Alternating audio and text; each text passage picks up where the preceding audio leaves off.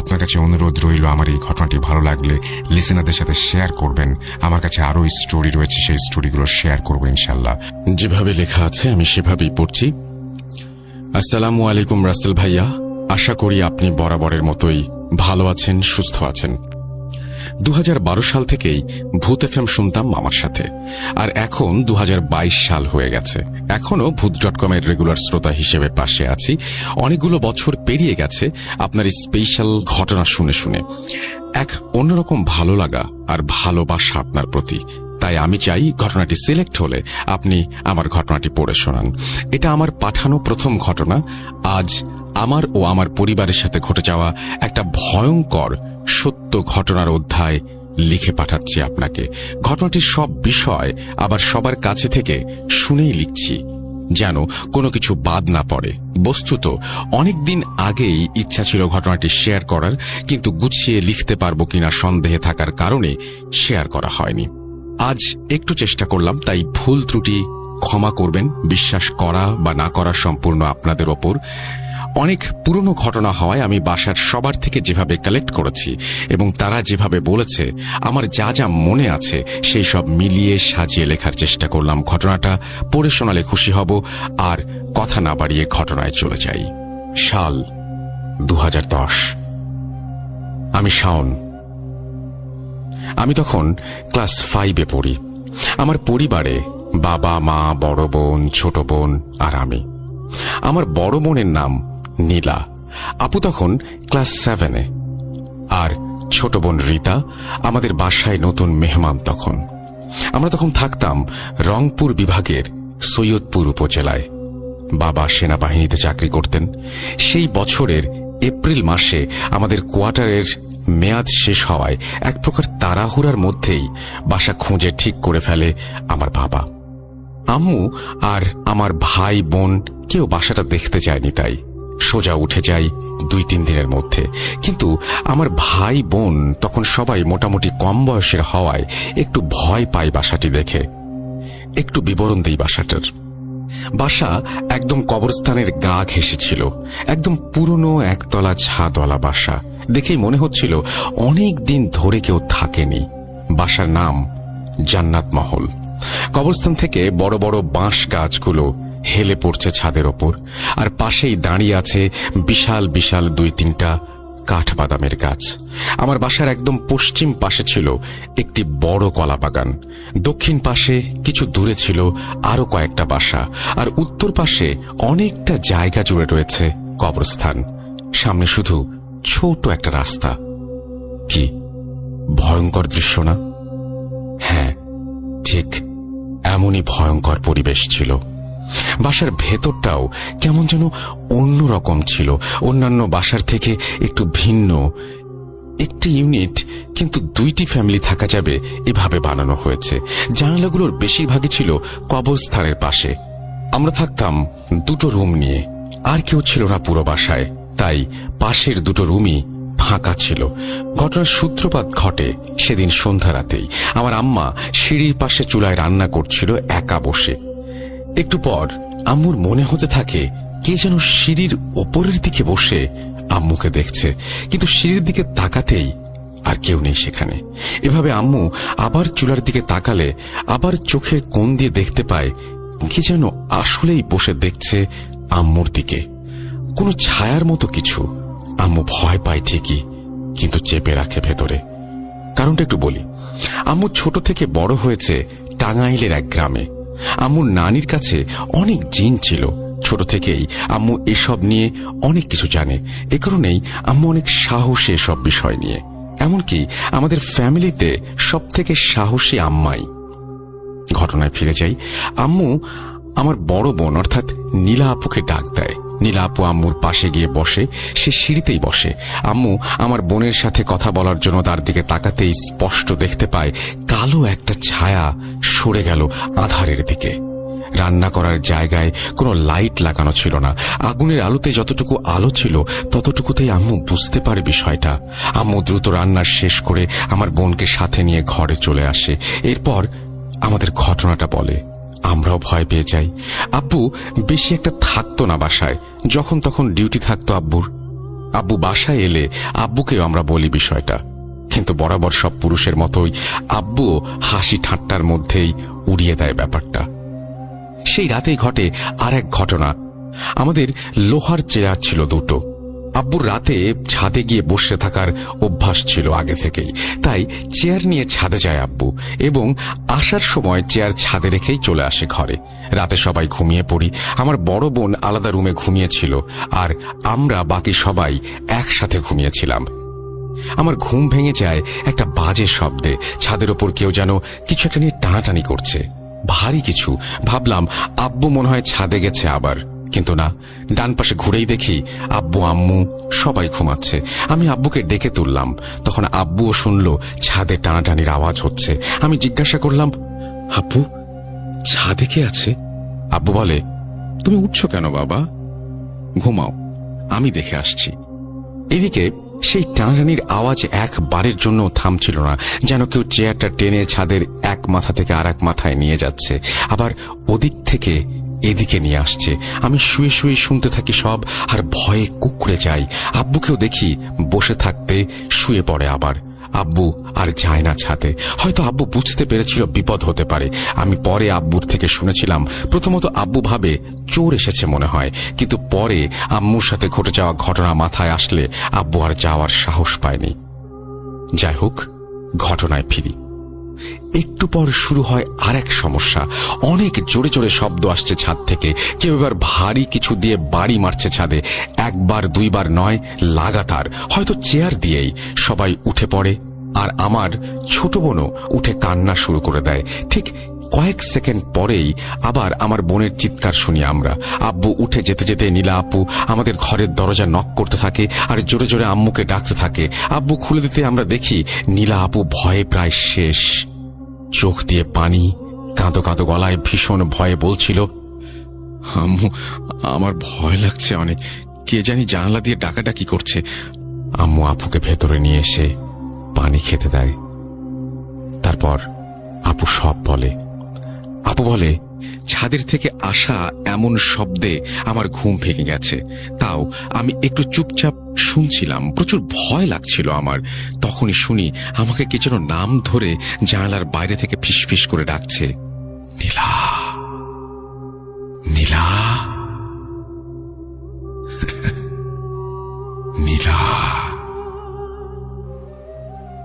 নীলা,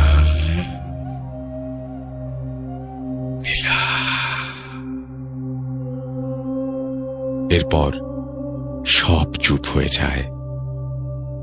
আমি আমার মনের ভুল ভাবি, কিন্তু তখনই হঠাৎ বুক কেঁপে ওঠে যখন আমার রুমের জানালায় কেউ খুব জোরে জোরে বাড়ি মারে আর অট্ট হাসি হাসা শুরু করে। আমি এতটাই ভয় পাই যে চিৎকার দিয়ে লাফ দিয়ে উঠে দৌড়ে চলে এসেছি। কারণ আমরা এলাকায় নতুন, তখন আমাদের কেউ চিনত না, কেউ নাম পর্যন্ত জানত না। আমরা সবাই অনেক ভয়ে ছিলাম সেই রাতে। আব্বু ছাদে যেতে চাইলেও আম্মু যেতে দেয় না, আর সে রাতে আব্বুর যাওয়া হয় না। বলে, সমস্যা আছে এই বাসায়, থাক, যেতে হবে না এত রাতে, শুয়ে পড়ো সবাই। এভাবেই চলে কিছুক্ষণ, এরপর থেমে যায় একাই। সে রাতে আমরা 5 জন একটা খাটেই ঘুমিয়েছিলাম কষ্ট করে। কারোরই ঘুম হয়নি ভালোভাবে। সকাল হতে আব্বু আর আমি ছাদে যাই। নতুন এসেছি তাই ছাদ পরিষ্কার করা হয়নি এখনো। পুরো ছাদ জুড়েই ছিল বাঁশ আর কাঠবাদাম গাছের শুকনো পাতা। আমরা পুরো ছাদ জুড়েই শ্যাওলা জমে থাকতে দেখি। তার মাঝে স্পষ্ট বোঝা যাচ্ছিল যে রাত্রে চেয়ারটা কেউ এদিক থেকে ওদিক টানাটানি করেছে, কারণ জমে থাকা শ্যাওলা আর পড়ে থাকা পাতাগুলোর মধ্যে দাগগুলো স্পষ্ট বোঝা যাচ্ছে, যেমনটা হয় কেবলমাত্র কোনো কিছু টেনে নিয়ে গেলেই। দেখি চেয়ারটা উল্টে পড়ে আছে ছাদের এক কোনায়। আমরা চেয়ারটা ঘরে নিয়ে যাই। আব্বুকে রাতে ছাদে বসে থাকতে মানা করে দেয় আম্মু। আব্বু চলে যায় ডিউটিতে সকাল 8টার দিকেই। আম্মু আমাকে নিয়ে চলে গেল কবরস্থানের ওই মাথায় থাকা ছোট্ট মসজিদটাতে, যেটাকে লোকজন মাজার বলে থাকতো সে সময়ে। সেখানকার খতিবকে আমি ডেকে বাইরে নিয়ে আসলাম এবং আম্মু ওনার কাছে কালকের সব ঘটনা খুলে বলল। সব শোনার পর উনি উত্তর দেন, আসলে ওই জায়গাটাই এমনই, ওখানে কেউ থাকতে পারবে না। আপনাদের উচিত ছিল বাসাটা সম্পর্কে আগে জেনে নেয়া। হুজুরের কাছে শুনেছি ওখানে 17টা জিনের আস্তানা। বাসাটার সমস্যা তখন থেকেই শুরু, যখন ওটা তৈরি হয়েছে। পুরো বাসাটাই কবরস্থানের ওপর তৈরি, এমনকি কবরস্থানের জমি দখল করে বাসাটা বানানো হয়েছে। অনেকেই এসেছিল থাকার জন্য, কিন্তু এমন সব ব্যবহার, এমন সব সমস্যার কারণে কেউ থাকতে পারেনি। এই তো আপনাদের ওখানে ওঠার আগে একটা মাদ্রাসা চালু করা হয়েছিল সেখানে, মূলত এসব সমস্যা শেষ হয়ে যাবে এটা ভেবেই। কিন্তু মাদ্রাসাটাও বন্ধ হয়ে গেছে প্রায় 1 বছর হলো। ওখানে বদজিনের অত্যাচার প্রচুর, ওদের কেউ থামাতে পারেনি এখনো পর্যন্ত, কারণ ওরা সংখ্যায় অনেক। মাদ্রাসার ছাত্ররা থেকে শুরু করে হুজুররাও ভয়ে চলে গেছে। যদি সমাধান চান তবে আপনাদের উচিত হবে জলদি বাসাটা ছেড়ে দেয়া। ওনার সাথে কথা বলে কথা শেষ হলে আমরা বাসায় চলে আসি। এত দ্রুত অন্য ভালো বাসা খুঁজে পাওয়াটাও সমস্যা। সেই সময়ে বাসাও কম ছিল, তাই এক প্রকার বাধ্য হয়েছিলাম আমরা ওই বাসাটাতে থাকার জন্য। সেদিন দিনের বেলা আর কোনো সমস্যা হয় না, কিন্তু রাতে আবার ভয়ঙ্কর অধ্যায় সূচিত হয়। সম্ভবত বৃহস্পতিবার ছিল দিনটা, কারণ আব্বু সেদিন রাত্রে ডিউটি ছিল না। আম্মু বাইরে রান্না করছিল, সাথে নীলা আপুও ছিল। কিছুক্ষণ পর আপু উপলব্ধি করে তার কানের কাছে পেছন থেকে কেউ ফিসফিস করে কি যেন বলছে। আসলে কেউ বললে ভুল হবে, আপু আমাকে বলেছিল কয়েকজন ভিন্ন গলায় আপুর কানের কাছে ফিসফিস করে কথা বলা বলি করছে আর খুবই আস্তে আস্তে হাসছে। আপু ভয়ে জমে স্থির হয়ে যায় তখন, যখন তার চোখ পড়ে বাসার প্রাচীরের দিকে। আপু দেখতে পায় একটা ভীষণ কালো লম্বা অবয়ব বসে আছে ঠিক প্রাচীরের ওপর, অপলকে আপুর দিকেই তাকিয়ে। আপুর বর্ণ অনুযায়ী তার চোখগুলো ছিল স্বাভাবিকের তুলনায় বেশ বড়, আর মুখে এক বিভৎস রকমের হাসি। বাইরে লাইট ছিল না আমাদের, তাই আধারের মধ্যে তার চোখ আর দাঁতগুলো স্পষ্ট বোঝা যাচ্ছিল। ইনফ্যাক্ট সম্পূর্ণ শরীরের আকারটাই বোঝা যাচ্ছিল, যেন আধারের মধ্যে আরো অনেক বেশি কালো। পাগুলো এতই লম্বা যে সেই উঁচু দেয়ালে বসেও মাটি ছুঁয়ে আছে। আপুর শরীর অসাড় হয়ে আসতে থাকে এটা দেখে। আবার কানের কাছে সেই ফিসফিস শব্দটাও ভেসে আসছে।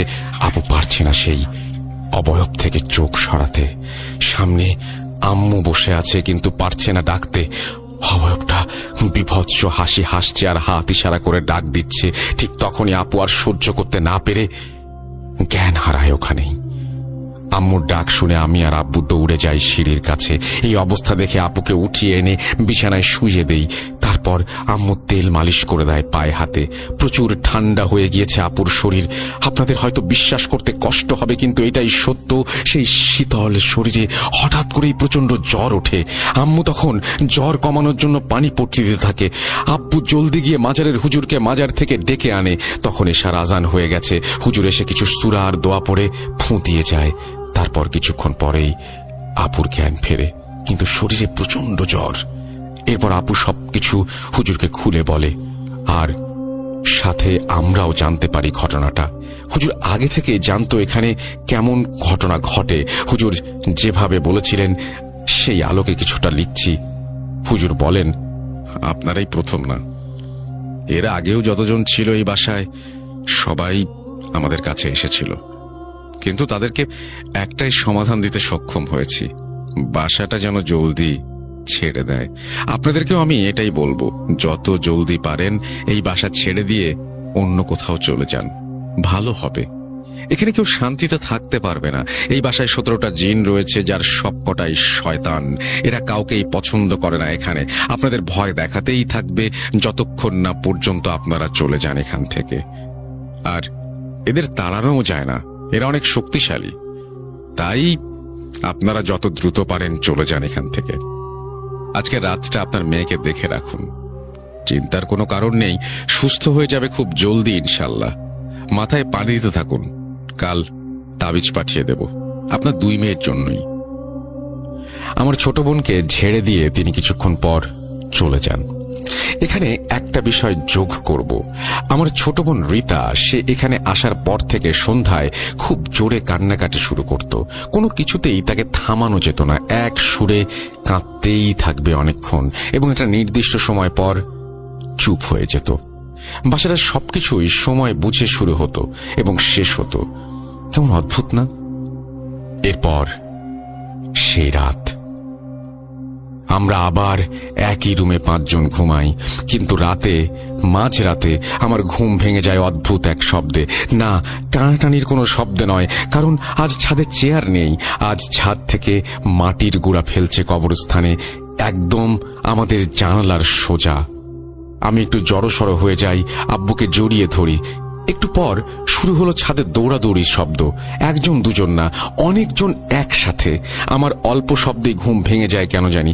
ঘুম ভাঙলে তাকিয়ে দেখি সবাই ঘুমাচ্ছে। আমি ডেকে তুলি সবাইকে। রাতের গভীরতার সাথে সাথে তাদের অত্যাচারও বাড়তে থাকে। কিছুক্ষণ পর ইট ফেলা শুরু হলো ছাদ থেকে।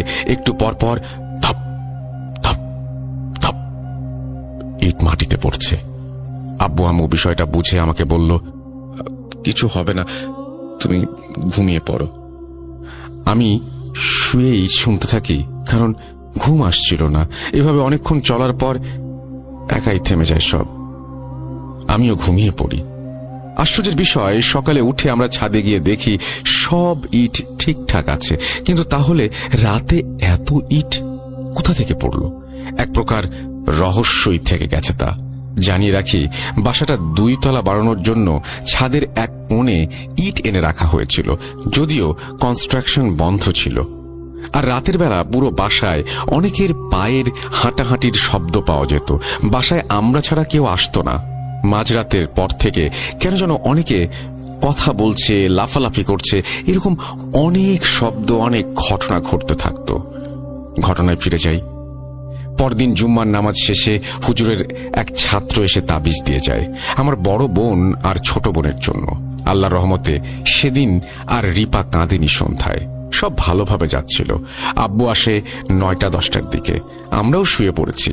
আমরা ভেবেই নিয়েছিলাম আর সমস্যা হবে না রাতে, কিন্তু আমরা ভুল ছিলাম। আজ আবার বাবার সাথে ঘটে যায় এক ভয়ঙ্কর ঘটনা।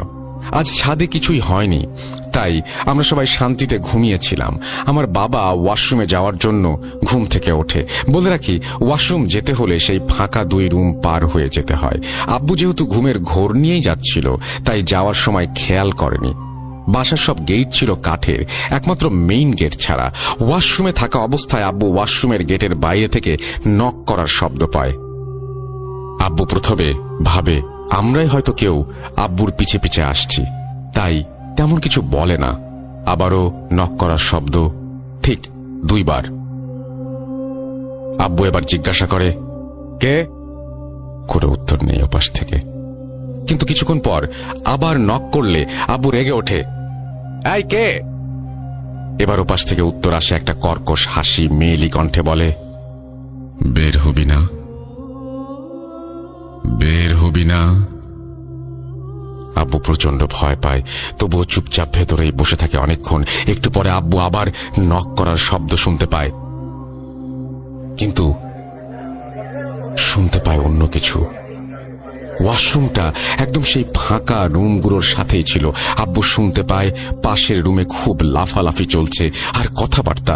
অনেকজনের উপস্থিতি সেখানে, এটা স্পষ্ট বোঝা যাচ্ছিল। কিন্তু আব্বু কি করবে সেটা আর ভেবে পাচ্ছিল না। ভয় অনেক ভেবে আব্বু অজু করে নেয় এবং সাহস করে আল্লাহর নাম নিয়ে বের হয়। দরজা খুলে সাথে সাথে সব নিস্তব্ধ হয়ে যায়। একদম কোথাও কোনো শব্দ নেই, একদম পিন ড্রপ সাইলেন্স। কিন্তু বাবা একটা জিনিস লক্ষ্য করে, পাশের রুমের দরজাটা খোলা, কেউ আসে না এই রুমে। তাহলে দরজা খোলা কিভাবে? আব্বু একটু এগিয়ে গিয়ে দেখতে চাইতেই দরজা একাই লেগে যায়। শব্দে আম্মুর ঘুম ভাঙলে আম্মু উঠে দেখে আব্বু নেই বিছানায়। আম্মু আমাকে ডেকে তোলে, নিয়ে যায় সাথে। আমরা দেখি আব্বু সেই ফাঁকা রুমের বাইরে জানালার সামনে পড়ে আছে। আব্বুকে ডাকি, ওঠে না। অনেক কষ্টে আমি আম্মু টেনে আব্বুকে রুমে নিয়ে আসি। এরপর ঘটে আমার সাথে ছোট একটা ঘটনা। আমি আব্বুর মাথায় পানি দেওয়ার জন্য পানি আনতে গিয়েছিলাম। টিউবওয়েল চাপতে চাপতে হঠাৎ করে কি জানি গেটের ছিটকানি লাগিয়ে দেয় বাইরে থেকে। আমি চিল্লাচিল্লি করতে থাকি জোরে জোরে, আম্মুকে ডাকি, বারবার বাড়ি মারি। আম্মু দৌড়ে এসে দরজা খুলে দেয়। অবাক আমরা, এবং সাথে প্রচুর পরিমাণে ভীত। সবাই খুব ভয়ে ছিলাম এসব দেখে। খুব ভয় বললেও কম হবে, সীমা ছাড়িয়ে গিয়েছিল ভয়ের একদম। আব্বুরও জ্বর চলে আসে। আমি আর আম্মু পানি দিতে থাকি। অনেকক্ষণ, প্রায় ভোরের দিকে আব্বুর জ্ঞান ফেরে। এরপর আব্বুর কাছ থেকে শুনি আমরা পুরো ঘটনা। অজ্ঞান হওয়ার কারণ জানতে চাইলে আব্বু বলে, গেটটা ওভাবে লেগে যাওয়ায় আমি ভয় পাই অনেক। আমি চলে আসব এমন সময় হাসিটা আবার আমার কাছে আসে এবং আমার কানের কাছে আসে। আমি জানালা দিয়ে ভেতরে তাকাতেই দেখি হুবহু আমার চেহারার একজন ফ্যান লাগানোর জন্য যে রডটা, সেটাতে ফাঁসি দিয়ে ঝুলে আছে। কিন্তু ভয়ের পরিমাণ আরো বাড়ে যখন দেখি আমার মতো দেখতে সেই জিনিসটাই এতক্ষণ হাসছিল। আমি আর সহ্য করতে পারিনি, চিৎকার দিয়ে জ্ঞান হারাই তখন। এত সব হওয়ার পর কারোরই থাকার ইচ্ছা ছিল না সেই বাসায়, কিন্তু অনিচ্ছা সত্ত্বেও আমাদের 1 মাস যাবৎ থাকতে হয়েছে সেখানে, যার প্রতিটি দিন কেটেছে নতুন নতুন রহস্যময় ভয়ঙ্কর ঘটনার সাথে। সবগুলো তো আর লিখে পাঠানো সম্ভব না, ইমেল অনেক বড় হয়ে যাবে। আমার আরেকটা অভিজ্ঞতা বলে শেষ করছি। এসব ঘটনার 2 থেকে 3 দিন পরের রাতের কাহিনী। আমি আর আমার বড় আপু একসাথে শুয়েছিলাম আপুর রুমে। আব্বু আসেনি তখনও ডিউটি থেকে। রাত 11টার মতো বাজে। হঠাৎ মেইন গেটে নক করার আওয়াজ আসে।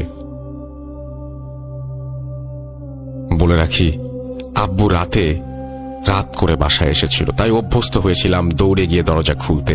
আমি আব্বু এসেছে ভেবে দৌড়ে দরজা খুলি, কিন্তু কেউ নেই সেখানে। আজব ব্যাপার, আমি স্পষ্ট শুনেছি কেউ নক করছে। এরপর দরজা লাগিয়ে দিয়ে পেছনে তাকাতেই আবার নক করার শব্দ দরজায়। আমি কিছু না ভেবে খুলে দেই আর দেখি কেউ নেই। আজব ব্যাপার, কিন্তু এবার নিচে তাকিয়ে দেখি বড় একটা ব্যাঙ বসে আছে আমার গেটের সামনে। আমার ভয় লেগে যায় অনেক, তাই চুপচাপ গেট লাগিয়ে দিয়ে চলে আসি এবং আপুর সঙ্গে শেয়ার করি। বেশ কিছুদিন যাবত এরকম ঘটনা লাগাতার ঘটে যাওয়ায় এমনিতেই আমরা সব বুঝতে পারতাম এসব। সেই একই রাতে আমরা ঘুমিয়েছিলাম সবাই, কিন্তু প্রায় 4টার দিকে আমার ঘুম ভেঙে যায়। সারা বাসায় লাফালাফির শব্দ হচ্ছে। মনে হচ্ছিল অনেকজন একসাথে বাসার এই পাশ থেকে ওই পাশে দৌড়াদৌড়ি করছে। আর এটা হচ্ছে একদম আমাদের ডাইনিংটা থেকে শুরু করে একদম ওয়াশরুম পর্যন্ত। আমি ভয়ে জমে যাই একদম, কারণ এই কয়দিনে ফ্যামিলির সকলেরই বোঝা হয়ে গেছে কারা এমন করে। আমরাও কেউ বের হই না রাতে। এরপর যা হয় তার জন্য সম্পূর্ণ অপ্রস্তুত ছিলাম। মূলত আমি আমাদের রুমের দরজায় জোরে জোরে ধাক্কা দেয়, যেন দরজাটা ধরে টানাটানি করছে, ধাক্কা দিচ্ছে। দরজাগুলো এদিকে অনেক পুরনো আর কাঠের তৈরি, তাই একদম ভেঙে যাবে মনে হচ্ছিল। আপুকে ডেকে তুলি আর আব্বুকে ডাকতে থাকি আমাদের রুম থেকেই। ভয়ে কেঁদে ফেলার মতো অবস্থা হয়ে গিয়েছিল। ছোট বাচ্চাই বলা যায় তখন, কিন্তু ততক্ষণে আমার শব্দ শুনে সব বন্ধ হয়ে গেছে। আপুকে ডেকে তুলে আমি দৌড়ে আম্মু আব্বুর দিকে যাই আর সব বলি। আমি কোনোভাবে আর থাকবো না সেখানে জানিয়ে দেই। তাই আমি সকালে উঠেই চলে যাই দাদুর বাসায়। কেউ না যেতে দিলেও আমি জোর করে দাদু বাসায় চলে যাই। প্রায় 11-12 দিন পরে এসেছিলাম দাদু বাসা থেকে। এটাই ছিল আমার ঘটনা রাসেল ভাইয়া। আপনার ভালো লাগলে পড়ে শোনাবেন। কিছুদিন পর পাশের রুমে একটা হিন্দু ফ্যামিলি উঠেছিল। তাদের সাথে আরো অনেক খারাপ কিছু ঘটে। আপনি এবং শ্রোতারা শুনতে চাইলে আমি বাকিটাও লিখে পাঠাবো। বাসাটা এখনো আছে। লোকমুখে শোনা যায় পরে দিনাজপুরের বড় মাদ্রাসার হুজুরকে নিয়ে এসে সব জিন সরানো হয় এবং বাসাটা স্ট্রংলি বন্ধ করা হয়। হুজুরের বাসা সম্ভবত ফুলবাড়িতে। এখন অবশ্য একদম নতুন করা হয়েছে, বাসাটা দোতলা হয়েছে এবং সেখানে ইউনিভার্সিটির ছাত্ররা থাকে। ভাইয়াদের সাথে পরিচিত হওয়ায় তাদেরকে জিজ্ঞাসা করেছিলাম, কিন্তু এখন আর এমন কিছু হয় না সেখানে। দেখলে চেনাই যায় না যে এই বাসা কত ভয়ঙ্কর ছিল। আমি সেভাবেই পড়ছি। আসসালামু আলাইকুম রাসেল ভাই এবং আমাদের প্রিয় শ্রোতা বন্ধুরা। আমি লাজিম ইয়াসির জিয়াদ। আমি আশুলিয়া সাভার থেকে বলছি। রাসেল ভাই, আশা করি আল্লাহর অশেষ সহমতে ভালো আছেন। আপনার ভূত FM ও ভূত.com এই শোয়ের প্রতি আমার আলাদা ভালো লাগা কাজ করে। এই ভালো লাগা থেকে আমি বিভিন্ন স্টোরি কালেক্ট করার চেষ্টা করি। আজকে যে ঘটনাটি আপনার কাছে আমি শেয়ার করব, সেই ঘটনাটি আমার একজন পরিচিত ভাইয়ের কাছ থেকে কালেক্ট করা। ভাইয়ের জীবনে ঘটে যাওয়া একটি সত্য ঘটনা। বেশি কথা না বাড়িয়ে আমি আমার ঘটনায় চলে যাচ্ছি। ঘটনাটি ভাই আমাকে যেভাবে বলেছেন সেই অনুযায়ী আমি লেখার চেষ্টা করছি। আমাকে ভাই তার পরিচয় গোপন রাখতে অনুরোধ করেছেন। সে কারণে ঘটনায় ব্যবহৃত সকল নাম, ছদ্মনাম। আমার লেখায় অনিচ্ছাকৃত ভুলের জন্য আমাকে ক্ষমা করবেন। আমার নাম রিফাত। ঘটনাটি যখন আমার সাথে ঘটে সালটি ছিল 2015। আমি সদ্য বিয়ে করে আমার ওয়াইফকে নিয়ে একটি নতুন বাসায় উঠি। আমরা নতুন বাসায় ওঠায় আমার বাসার জন্য কিছু আসবাবপত্র প্রয়োজন হয়। একদিন বিকেলে আমি আমার ওয়াইফকে একটি ফার্নিচারের দোকানে নিয়ে যাই। বিশেষ দ্রষ্টব্য গোপনীয়তা রক্ষায় আমি দোকানের নাম লিখছি না। দোকানে যাওয়ার পর বিভিন্ন আসবাবপত্র দেখতে দেখতে আমার চোখ আটকে যায় একটি অতি সুন্দর কারুকাজ করা আলমারির ওপর। আমি আমার ওয়াইফকে আলমারিটি দেখিয়ে আলমারিটি নেয়ার কথা বলি। আমার ওয়াইফেরও আলমারিটি অনেক পছন্দ হওয়ায় আমরা আলমারিটি কেনার সিদ্ধান্ত নেই। কেনার সময় আমি একটি অদ্ভুত বিষয় খেয়াল করি। আলমারিটির সৌন্দর্য অনুযায়ী যে দাম হওয়া উচিত, দোকানদার তার চেয়ে অনেক কম দামে আলমারিটি আমাকে বিক্রি করে দিল। আমিও অনেক পছন্দ হওয়ায় 7-5 না ভেবে আলমারিটি কিনে বাসায় নিয়ে আসি। এই আলমারিটি কেনা আমার জীবনের সবচেয়ে বড় ভুল হয়ে দাঁড়াবে। এই আলমারিটি যে কত বড় বিপদের মুখে আমাদের ফেলতে যাচ্ছে এটা আমি কখনো কল্পনাও করিনি। পছন্দের আসবাবটি বাসায় নিয়ে আসার পর 2-3 দিন তেমন কোনো সমস্যা হয়নি, কিন্তু মাঝে মাঝে মনে হতো আমি এবং আমার ওয়াইফ ছাড়া আমাদের বাসায় তৃতীয় কোনো একজনের অস্তিত্ব আছে। এই বিষয়টিকে আমরা এতটা গুরুত্ব দেই না।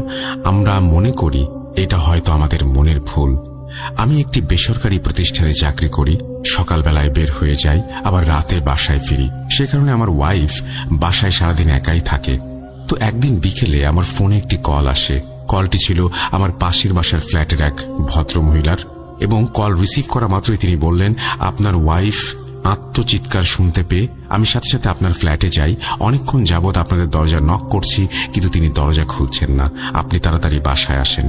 কথাগুলো শুনে অফিস থেকে তাড়াতাড়ি বাসার উদ্দেশ্যে যাত্রা শুরু করি। 5টার দিকে আমি বাসায় পৌঁছে যাই।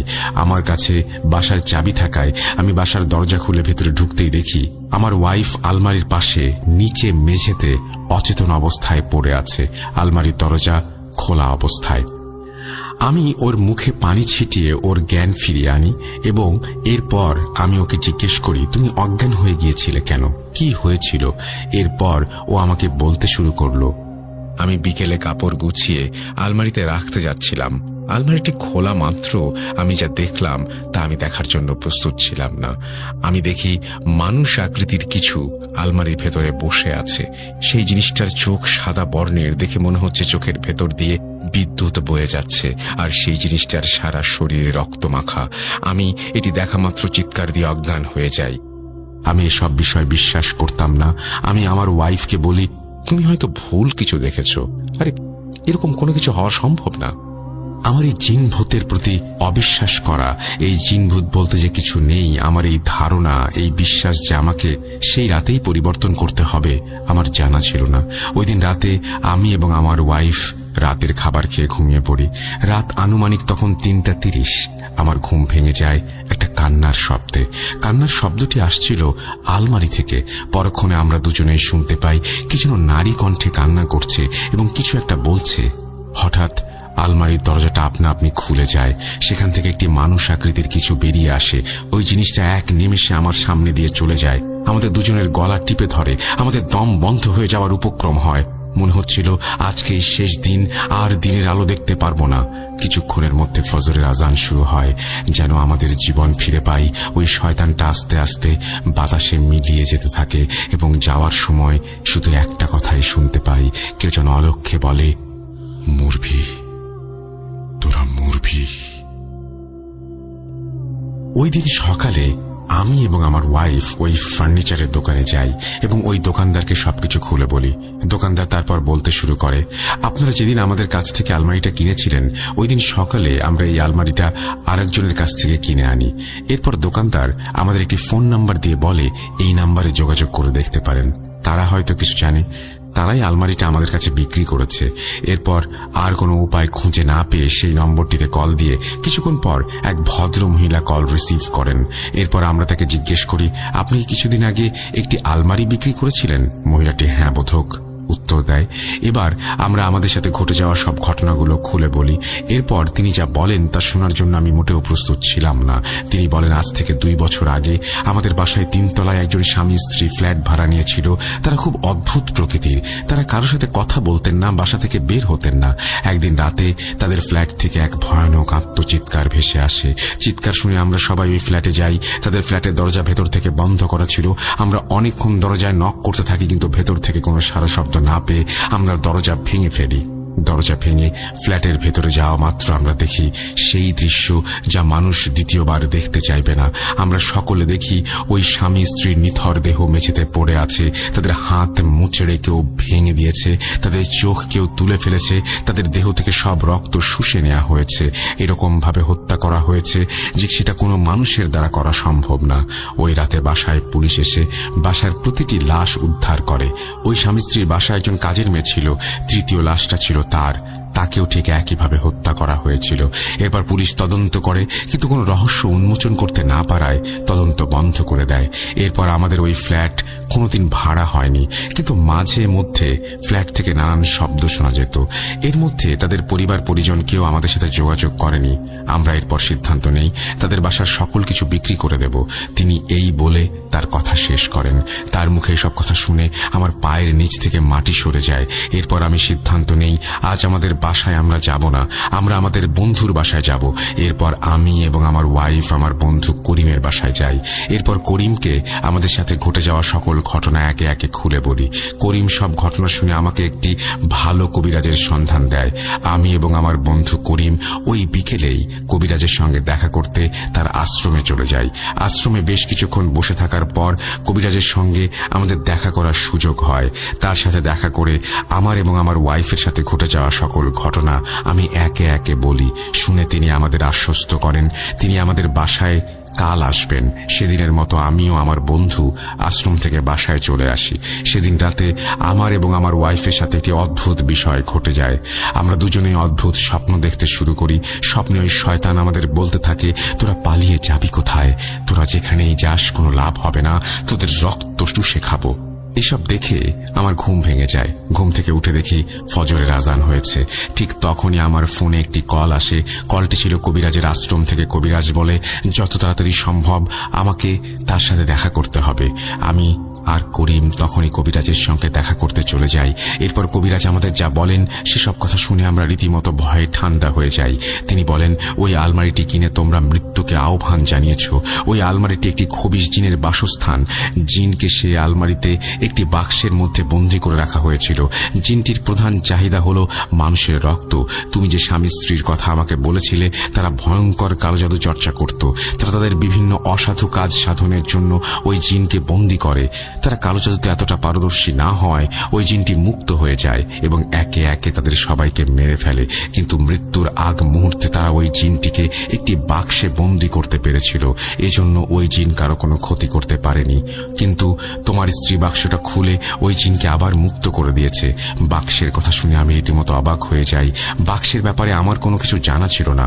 কবিরাজ আবারও বলেন, এই জিনকে আর বন্দী করা সম্ভব হবে না, তবে একটি উপায় আছে, ওই জিনকে মেরে ফেলতে হবে, তাহলেই সব সমস্যার সমাধান হয়ে যাবে। আমি আমার বন্ধু করিম কবিরাজকে তার শিষ্যকে নিয়ে যাই আমাদের বাসায়। কবিরাজ বাসায় প্রবেশ করা মাত্র বাসার মধ্যে ভূমিকম্প শুরু হয়ে যায়, আর কেউ চাপা গলায় বলতে থাকে, এসেছিস তোরা। কবিরাজ এরপর একটি বৃত্ত আঁকে। আমাকে আর করিমকে সেই বৃত্তে প্রবেশ করতে বলেন, আর আমাকে সেই আলমারিটি যে রুমে আছে সেই রুমটি দেখিয়ে দিতে বলেন। এরপর কবিরাজ তার 4 শিষ্যকে নিয়ে সেই রুমে প্রবেশ করে, আর যাবার আগে আমাদের বলে যান, যা কিছু হয়ে যাক আমরা যেন ওই বৃত্ত অতিক্রম না করি। কবিরাজ রুমে প্রবেশ করা মাত্রই সেই ভূমিকম্প বেড়ে চলে। 1 ঘন্টা পর হঠাৎ পরিবেশ স্থির হয়ে যায়। কবিরাজ রুম থেকে বেরিয়ে আসেন, তার সারা শরীরে বড় বড় আঁচড়ের দাগ। এরপর তিনি বলেন, আমরা ওই জিনকে বন্দী করতে পেরেছি, কিন্তু একে বেশিক্ষণ বন্দী রাখা যাবে না। যত তাড়াতাড়ি সম্ভব বাক্সটি পুড়িয়ে ফেলতে হবে। এরপর তিনি বাক্সটি পুড়িয়ে ফেলেন। বাক্সটা পোড়ানোর সময় অনেক ভয়ানক আত্মচিৎকার ভেসে আসে। আস্তে আস্তে বাক্সটি পুড়ে ছাই হয়ে যায়। এরপর কবিরাজ বলেন, এই জিনটি নেই, মারা গিয়েছে। কবিরাজ তার হাতিয়া নিয়ে চলে যান। এরপর থেকে আর কোনো সমস্যা হয়নি আমাদের সাথে। কথা বলে রিফাত ভাই তার জীবনে ঘটে যাওয়া ঘটনা শেষ করেন। ডিয়ার লিসেনার্স, আপনারা কারো ব্যবহৃত জিনিস কেনার আগে সাবধানতা অবলম্বন করবেন, আর কখনো কোনো অদ্ভুত বাক্স পেলে খুলে দেখার চেষ্টা করবেন না। আপনার একটি মাত্র ভুল আপনার জীবন শেষ করে দিতে পারে। রাসেল ভাই